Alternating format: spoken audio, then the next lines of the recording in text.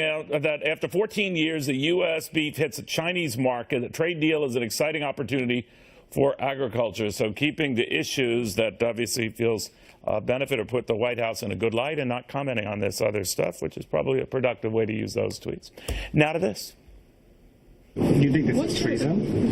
The investigation, it's not, nothing is proven yet, but we're now beyond obstruction of justice in terms of what's being investigated. This is moving into perjury, false statements, and even into potentially treason.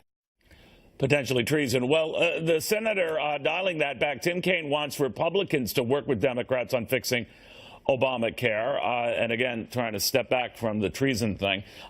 We've got Madison Gesiotto joining us, Marjorie Clifton, and from Sun Valley Conference, FNC's Charlie Gasparino. By the way, Senator Kaine's office did provide us with a statement stressing that he thinks nothing has been proven yet. But again, the treason word was mentioned by him. So I'm looking at all of this, Madison, and wondering, like, where is it all going? I mean, obviously you have Democrats, sensing blood here and going all the way, saying that this is a sign that if Donald Trump Jr., lied about one thing, he lied about lots of other things or left out a lot of other things. What do you think is happening now?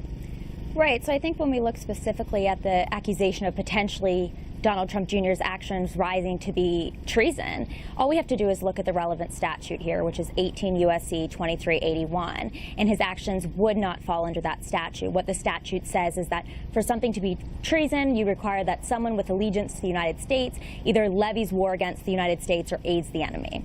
Well, that didn't happen looking at the Marjorie, as I'm hearing that, I think, and now you expect Republicans to work with you, or Republicans and Democrats to work together on health care. Well, that's not a great way to start the negotiating ball rolling.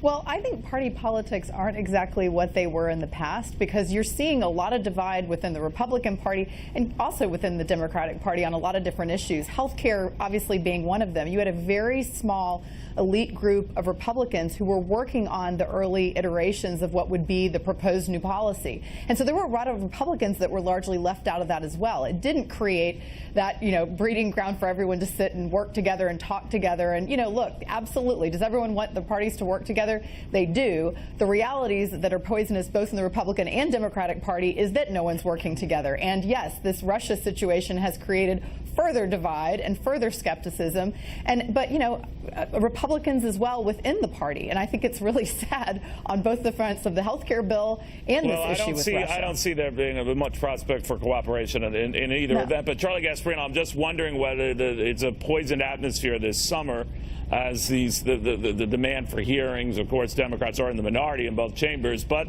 they can make a lot of noise, and a lot of Republicans like Lindsey Graham and John McCain agree with a lot of that noise. Where do you see this going? It's not good if you support the president's free market agenda that I generally do, and I know you generally do.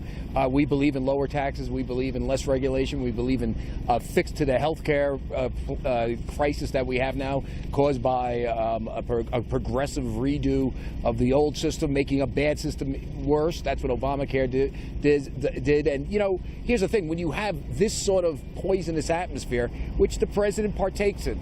Remember, he didn't just get rid of James Comey.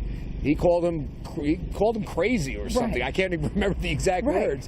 Then you got Tim Kaine, who said something so absurd. It's not. I would laugh at it, but it's so serious. Think about what he's saying. Yes, it is. Here's why it is. Treason is a crime. Its penalties include Well, he did the try to penalty. dial it back. But you're right. He said what he said. But Madison, are you worried that this is getting out of control? Oh, absolutely. And when we look at Obamacare specifically, which is affecting negatively Americans all across this country, and we have Democrats coming forward like Tim Kaine tweeting out and saying, we want to work with Republicans, we want to fix this. But the problem here is their actions are speaking louder than their words. And on multiple occasions, they've refused to work with Republicans on this. They created this problem, like Charlie said, is, something that was bad, now made worse. And I don't think they're really willing to work together to make the necessary compromises. And I would also offer that I don't think that this is just like, oh, another policy thrown out the window. We're talking about the legitimacy of the office of the president right now. That's a real question. And by the way, should concern everyone. Are we really? Well, are we really? There are we're talking about a meeting between the Wait a second. We're talking about a meeting between the president's son, that listen, I'm And not. Russia. I've taken plenty of shots at. No, not and Russia, and somebody purporting to know somebody who knows somebody in Russia. Listen, I'm no defender of this president a lot. I attack him, but let's be real clear. Why did President Trump become president? He became president because he out-hustled Hillary Clinton in about 3 or 4 battleground states. It had nothing to do with Russia, and nothing to do with this. You know it. Come on, you know. No, I do. I do, because nobody wins. Nobody wins undermining the administration and our country, frankly. And I think the concern over the tweet that just came out, by the way, of now, we're doing trade with China. Well, we just came out of the G20 summit where there are concerns over China's work with North Korea. I mean, these are. Are you telling me you tell me President Obama never took credit for anything that fell in his lap? No, that's not what I'm saying. That's not what I'm saying. That's not what I'm saying. I'm just saying I don't know that that's necessarily a celebratory point. And I think distracting, there needs to be some more acknowledgement, because a lot of people are. Deal if you're selling beef in the Chinese market. It's a big market and good for our guys who want to sell it, right? It is, but aren't we having to look at negotiations in terms of who China's working with? But you just said not too long ago the president's tweets are crazy and all of this. They're off topic, and all of a sudden he gets something that is constructive. No, because it's not as simple as just, we've got this new trade opportunity. It's how does North Korea relate to China? Okay. Guys, I wish we had more time. I'm very happy to know that we don't.